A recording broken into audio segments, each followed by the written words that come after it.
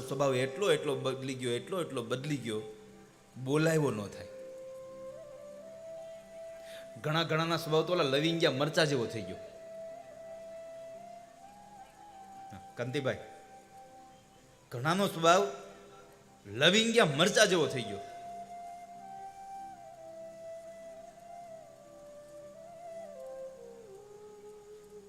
આમ રસ્તામાં હામો મળ્યો હોય અને પૂછીએ ને આપણે, ક્યાંથી આવો છો? મોઢું બગાડીને કે ચૂલામાંથી. અરે તારી ભલી થાય. આપણે ગામના ચોરે આમ બરાબર આમ બધા બેઠા નીકળ્યા ને એમ કીધું ને, કેમ છો? બેઠા ને. એમાંથી એકાદો તો બોલે, તું કે તો ઊભા થઈ જાય. અરે દેતવા, તારે ઊભું નથી થવું?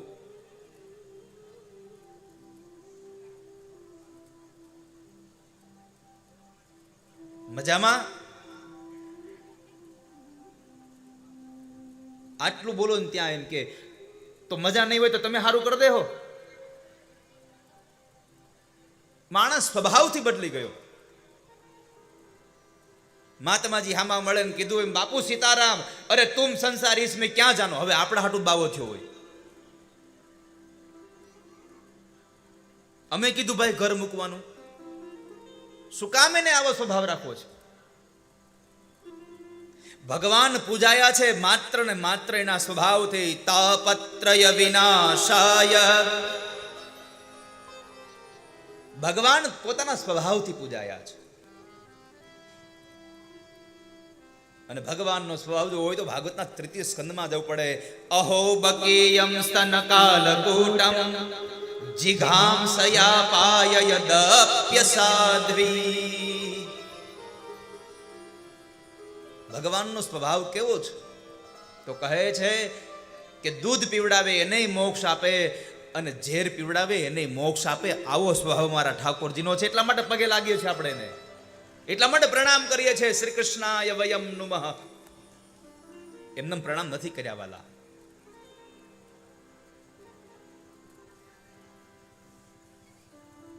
નાની નાની વાતમાં માણસ સનત કુમારો ઝઘડવા લાગ્યો છે અત્યારે.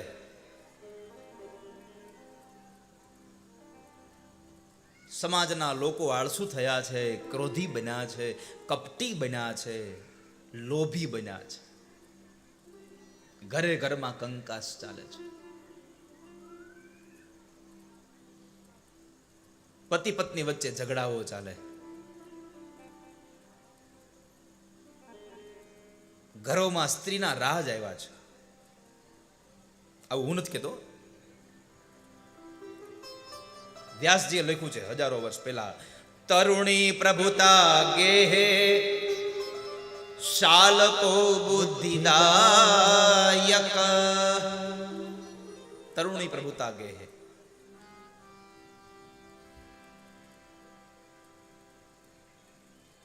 ઘરમાં સ્ત્રીઓના રાજ આવ્યા છે. ગૌશાળામાં 21 રૂપિયા લખાવા છે. ઈચ્છા બહુ છે,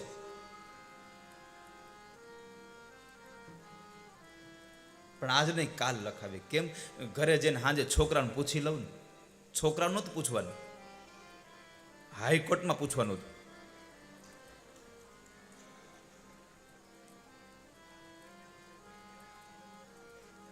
અને હું રાજી છું. પરિવારના બધા લોકો ભેગા મળીને નિર્ણય કરીએ. આપણી વાત પરિવારને ખબર હોય, વાત સાચી છે. પણ બહેનોને મારી પ્રાર્થના છે કે જ્યારે તમારો પુરુષ ક્યાંય દાન દેવા માટે કોકને મદદ કરવાની વાત કરે ને, તો પહેલા એમ કે ઉભા રહ્યો, મારી પાસે થોડીક મૂડી પડી છે, એમાંથી થોડીક લેતા જાઓ, તમારે જે વધારે દેવી દેજો. કારણ કે તમે કહ્યું છે, પતિદેવ ધર્મ કરો, હું તમારા પગલે પગલે ચાલી આવું છું. જ્યારે 4 ફેરા ફેર્યા છો ને, ત્યારે સ્ત્રીએ કહ્યું છે, ધર્મમાં તમે આગળ ચાલો, હું તમારો સાથ આપીશ. વ્યવહારમાં તમે આગળ ચાલો, હું તમારો સાથ આપીશ. તમારા વંશની વૃદ્ધિ માટે પણ હું તમારો સાથ આપીશ. આ 3 નિયમો તમે લીધા છે. જ્યારે માંડવામાં ફેરા ફેર્યા છો ત્યારે.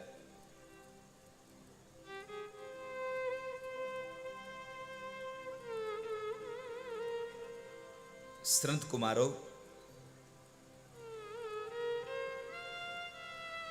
સ્ત્રીઓના રાજ આવ્યા છે, કન્યાઓનો વિક્રય થઈ રહ્યો છે, મા બાપ પોતાની દીકરીને દહેજના બહારને વહેંચે છે, એને વેચી રહ્યા છે.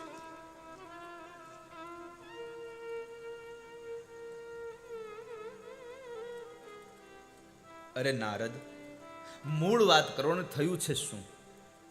તો કહે છે, સાંભળો, હું એ જ સમયે બરાબર ચાલ્યો જતો હતો અને એમાં બરાબર હું વૃંદાવન ગયો, યમુનાના તટ ઉપર ગયો. મને ક્યાંય શાંતિ ન મળી, મને વૃંદાવનમાં શાંતિની અનુભૂતિ થઈ છે. અને ત્યાં મેં ભગવાનની એક લીલા જોઈ છે. યમુનમ તટમાપન્નો યત્ર લીલા હરેરભૂત.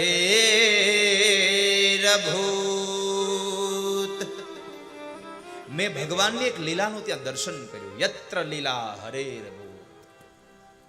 નારદ, શું જોયું તમે? કલીના પ્રભાવનો પ્રસંગ છે સંત કુમારો, કે હું ચાલ્યો જતો હતો. યમુનાના જળની અંદર મેં સ્નાન કર્યું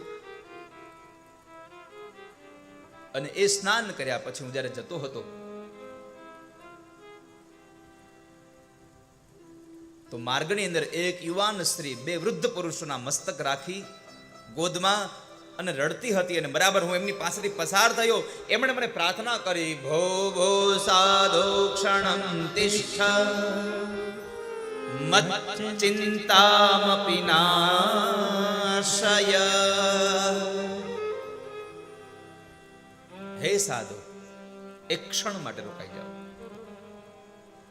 આખી દુનિયાની ચિંતા દૂર કરો છો, મારી ચિંતા દૂર નહીં કરો? અહીં લખ્યું છે મચ્ચિંતામ અપિ નાશય.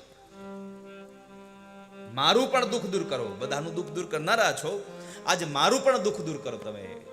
અપિ નાશય.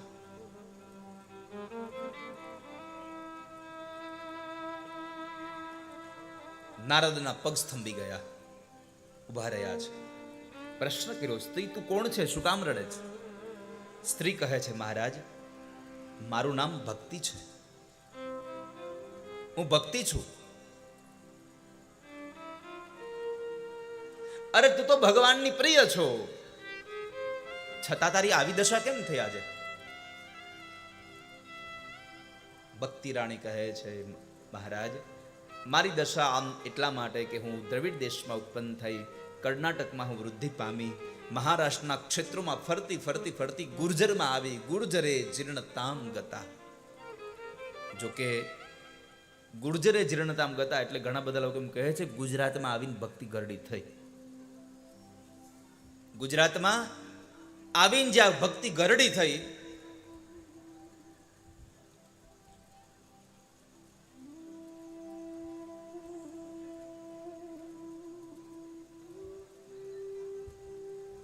પણ જરાક ઊંડાણથી વિચાર કરશો ને તો ગુર્જરની અંદર ગુજરાતમાં ભક્તિ ગરડી થઈ એવું આમ અંદર બેહતું નથી બરાબર.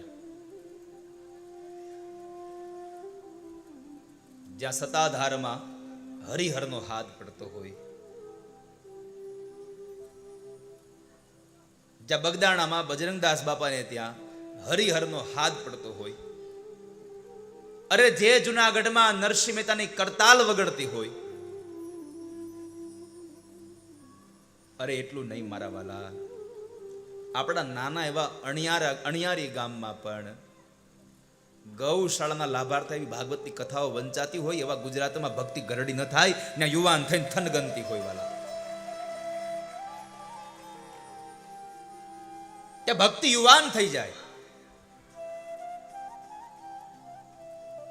ગુર્જર એટલે પંજાબનું એક ક્ષેત્ર છે,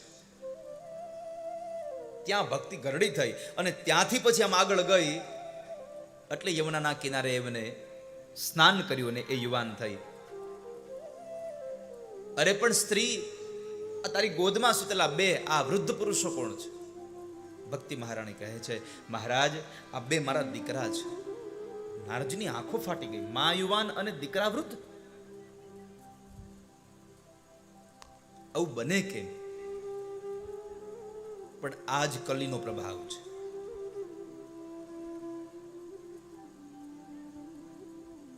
આ કળિયુગનો પ્રભાવ છે વાલા.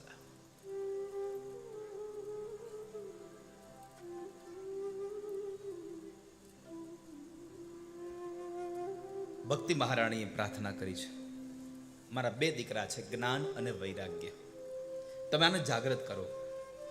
અને જો તમે જાગૃત નહીં કરો તો મારી વાત યાદ રાખજો, ઇદમ સ્થાનમ પરિત્યજ્ય વિદેશમ ગમ્યતે મયા. હું આ સ્થાન છોડી અને અન્ય સ્થાનોમાં જતી રહીશ. અને ત્યારે નારદજીએ કહ્યું કે ભક્તિ, તું ક્યાંય ન જા. હું તારા બે દીકરાઓને જગાડવા માટેના પ્રયત્નો કરું છું, તું ક્યાંય ન જા. નારદજી એને જગાડવા માટે પ્રયત્નો કરી રહ્યા છે. વેદના મંત્રોનું ગાન કર્યું, ગીતાજીના શ્લોકો ગાયા. બે ઊભા થાય પણ આળસ માડીને પાછા સૂઈ જાય.